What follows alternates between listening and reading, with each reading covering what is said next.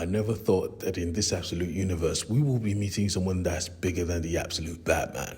But let me introduce you to the absolute Bane. Welcome back to my YouTube channel where I drop videos on comic books that are hidden gems and special, close to my heart type stuff. This is Absolute Batman, issue 9, and our story begins not in America, nah. It begins in Bialia. Now, if you're a fan of Young Justice, you know this country. It is constantly at war with each other. Constant death, constant war. And for some reason, in this dark universe, they were about to have peace, only to discover what exactly they were stepping on was blood. Pure blood.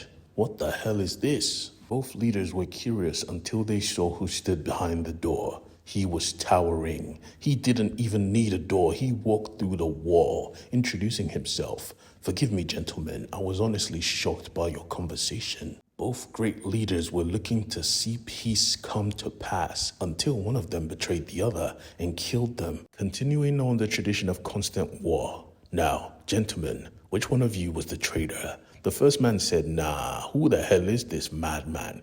Get the hell out of my way before I have my men put a bullet in your skull. The second man said, I'll be the traitor. And that was all Bane needed to hear. He grabbed the first gentleman and just started pressing his skull till he popped it like a balloon. Wise choice. You will give a speech later today, assuring your people that the war will continue and that you guys will win it. Of course, we know you won't because we want this war to keep going on.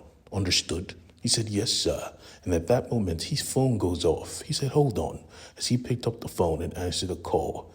Gotham City? Aye, I'll head there right now. Bane was coming to Gotham, and Batman was on a rampage. If you're wondering why, well, it's simple. His boys. You see, Bruce and his friends had an argument about this whole Batman thing, and even though they fight, they still come together, which gave Bruce the strength to fight Mr. Freeze. Now, I didn't cover that story because I thought it was soft. It has some great moments, which I implore all of you to go read it. We get to see Bruce and his friends more in the passing of another friend, Matches Malone, who just like them in the original universe was on a dark path.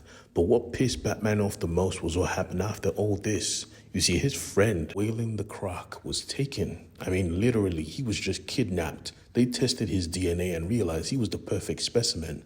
He was sent to Arkham M, but Bruce didn't know that. Batman didn't know that. So he went on a rampage trying to find out who the hell took his friend.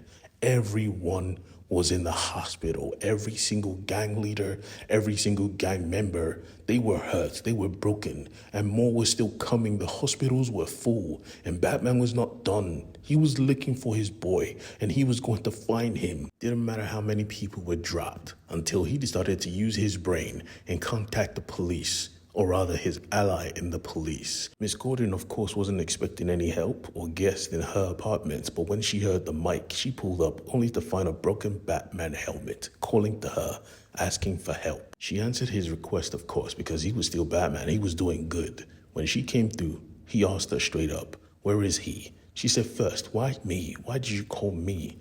Do you think we're cool? He said, I don't think we're cool. I think you're good. You're a good cop. Now, please tell me, where is he? And she admits, yeah, we took him all right. And he's in Arc M. And for those of you who don't know Arc M, go check out my first few videos. It's a big deal. And his friends knew this as well. Arc M? What the fuck is he doing there? There was no reason, no probable cause. He was just taken. Apparently, they blamed it on the lockdown. He was caught outside, even when we know that wasn't the truth. Worst of all, they had sold off his property like he was never returning. And when Alfred said this, Ozzy looked at him like he was crazy. Hey, man, you ain't too old to get fucked up. Shut the fuck up. Bruce, who is this guy? Bruce had to tell him, calm down. He's with us, all right? He's good. And Alfred continues on that, yeah, this company is all over the globe. It's for black sites. And honestly, I'm shocked. Bruce had heard about it before, of course, because of Mr. Freeze and his own investigation. Oz just wondered how it was built so fast. Come to find out, it wasn't built so fast. Planning had been done for this project for a long time, thanks to JK Industries. Yeah, JK, Joker. They had the plans of the former building that was there. They knew how to get in. But you see, Oz found this plan idiotic. This is crazy. This is absolutely insane. But you see, maybe this was not the moment to say that because Bruce lost his mind. And so what? He's our boy. We have to back him. Oz corrected him. Hey, this is fucking crazy. I never said we're not going to do it. All around Gotham City, everyone was finding their resolve. Even his mother, because they were watching this new mayor fuck up the whole city. It was time to make a choice. It was time to fight back. We need to find a new mayor. But Gordon was done. Maybe it's time for you, Martha. But Martha did not want to run for mayor. He said, no, you misunderstand. I'm with you. Whatever you decide, we do. So what do you decide?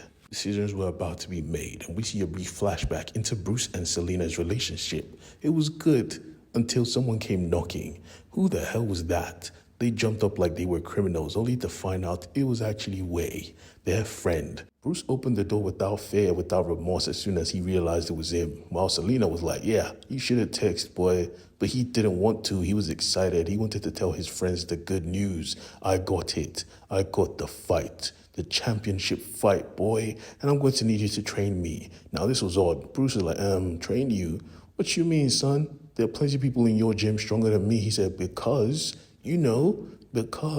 Bruce said, I don't understand what you're saying. He said, boy, you're my friend. You training me or not? And Bruce said, all right, we locked in. Come to look at the ground, and he realized that they were making love on a bed of money. Hey, man, you all freaky as hell. That being said, he had a mission to partake in, so he had to lock in. Pennyworth wanted to tell him something important, and at the last second, he changed his mind, telling him good luck. And the Batman, he set off to infiltrate Arc M. Now, this facility was very spooky. Right off the bat, Pennyworth was feeling great regret. He should have warned him what he was walking into. Batman is a tough dude, but in this world, there are monsters even he is not prepared to face. Infiltration was easy. He had the map. He knew where to enter. But what he didn't expect was Arc M to be this big. It was the size of a city. As soon as he was in, he called to Alfred, but no word was heard. Hello, Pennyworth. Pennyworth was silent. He could hear him clearly, but still, he was contemplating the choices so far. How enemies have turned to friends, how friends were once enemies, and how monsters exist. He was legit looking at Bane's file and chose not to warn Batman about this? Yeah, that's a dick move. Batman was looking at creatures in this place he couldn't even comprehend. There are monsters in this world, and today he was going to fight one of them. As he turned back, he saw him. Hello, with a boot to the chest. Batman was on the ground. He said, get up. It's okay. Go for it. And he attacked again, piercing his chest, but that did nothing.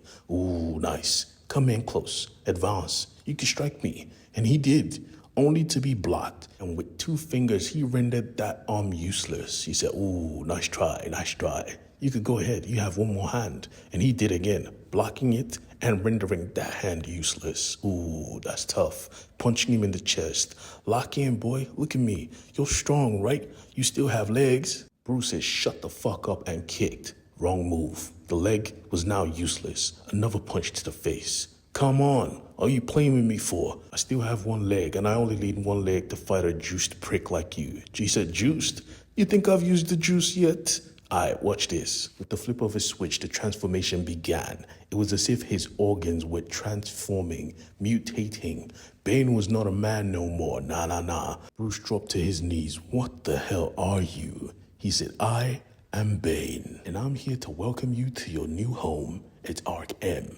Now, let's get ready for your surgery. Guy, this is about to be crazy. Not only can this brother fight, he doesn't lose his mind on the juice. He is a threat, a super duper threat.